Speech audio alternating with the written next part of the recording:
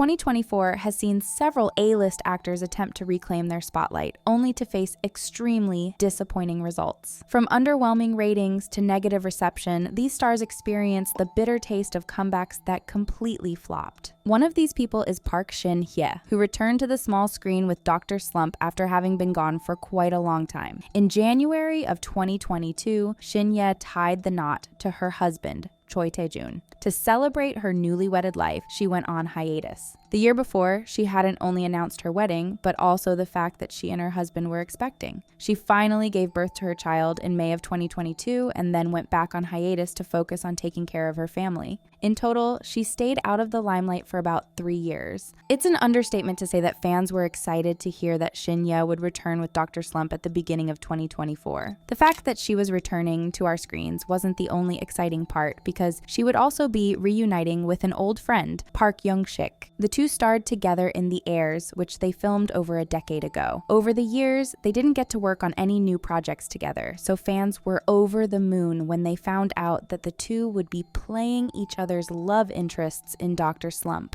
Considering it had been 3 years since Shin-hye set foot on a set, she confessed she was really nervous while filming the drama. Sharing her thoughts, she said, "I usually sleep really well, but I couldn't sleep before the shooting for Dr. Slump began. It was because I was too nervous. I kept worrying, will I be able to deliver my lines well in front of cameras?" Although Dr. Slump was a highly anticipated release, it never became a big hit. Although the ratings weren't too bad, viewers thought it was a bit underwhelming. The romance wasn't too interesting, the humor was a bit tacky, and the plot was overall quite messy. Shin-hye didn't manage to leave a long-lasting impression on her audience with this comeback, but who knows, maybe she'll have better luck next time. Another rom-com queen who made a less than stellar comeback this year is Park Min-young. The last time we saw her in a Korean drama was in 2022 when she starred in Love in Contract. Let's just say that 2023 wasn't Min-young's best year, as she faced a lot of bad publicity because of her questionable love life. Her scandalous relationship with businessman Kang Jong-yoon caused her to be the face of many headlines, and not in a good way.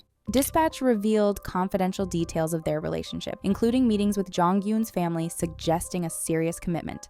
However, the situation took a dramatic turn as his shady business dealings were exposed. Known for his lavish lifestyle and questionable financial activities, Jong-yoon's involvement with a prominent actress raised a lot of eyebrows. Reportedly, he was involved in a fraud case that involved around $2.45 million.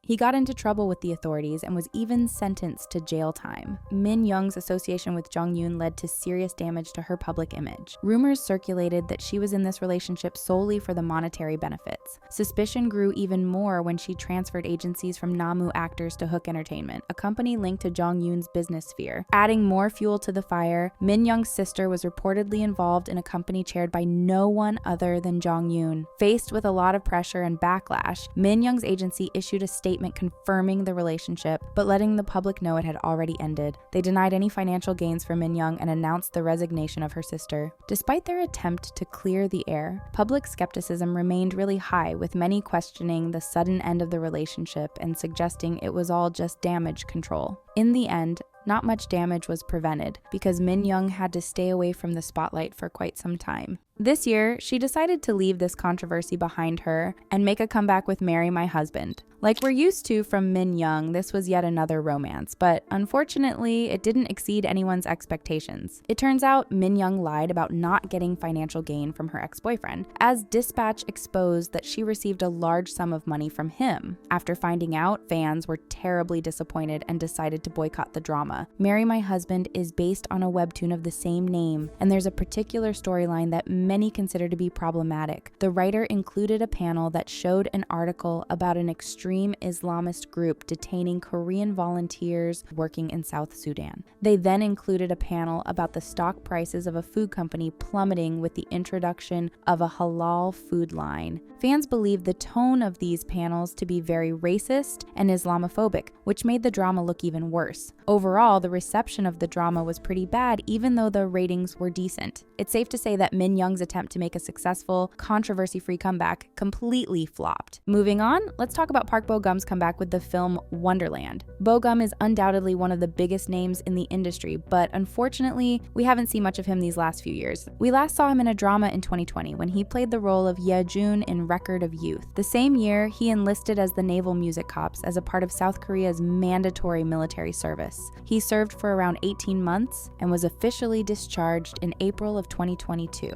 He immediately got to work as it was announced that he would be starring in Wonderland. When the complete cast was announced, fans were in complete shock, as it was absolutely star-studded. Bo-gum would be acting alongside big names such as Bae Suzy, Choi Woo-shik, and even Gong Yoo. Just like Bo-gum, Yoo was away from the big screen for quite some time. For both actors, this was a highly anticipated comeback, but unfortunately, it didn't cause that big of a buzz. The movie is a sci-fi fantasy film exploring the concept of a virtual afterlife. The plot follows several people who use a revolutionary technology to communicate with deceased loved ones through simulations. While this service offers temporary comfort, the film questions whether such artificial connections can truly provide lasting closure. The premise of the movie turned many heads as it was something that hadn't been explored before in the K-drama scene. Unfortunately, the execution of this theme was anything but satisfying. Both regular viewers and movie critics believed the storyline to be very underwhelming. They believed the plot to be too vague and confusing as it leaves some very important questions unanswered. Giving their 2 cents, a movie critic wrote, "This movie unintentionally proves that film is dead and we're living in an era of soulless coding." And a regular viewer said, "What a waste of my money this was. I'm so mad, I wouldn't even watch it for free." Although the ratings and viewership were decent, the bad reviews made this movie a big flop. For some, Wonderland has been a very eye-opening piece of work, but others believe Bo-gum could have definitely picked a better project to return with. Speaking of Choi Woo-shik, he actually made his comeback this year with A Killer Paradox, which received very mixed reviews. The story revolves around Lee Tang, an ordinary university student who accidentally takes the life of a customer while working at a convenience store. The twist? The customer turns out to be a notorious criminal. Tang discovers he has the ability to recognize dangerous people who don't deserve their place in society. The drama explores themes of morality, guilt, and the blurred lines between hero and villain. Overall, A Killer Paradox managed to capture the attention of a wide audience and generated quite a bit of excitement, but it also faced criticism for its unconventional plot and ambiguous ending. The open-ended conclusion left tons of viewers feeling unsatisfied, craving more closure. Some Korean netizens weren't too fond of the series because they thought it was mocking a certain politician. In episode 7, a new character appears that, according to some, highly resembles Lee Jae-myung, the current leader of the DPK party in South Korea. His supporters claim the series included specific character details that strongly resembled him. One particular scene where the character enjoys sushi while incarcerated for tax evasion, embezzlement,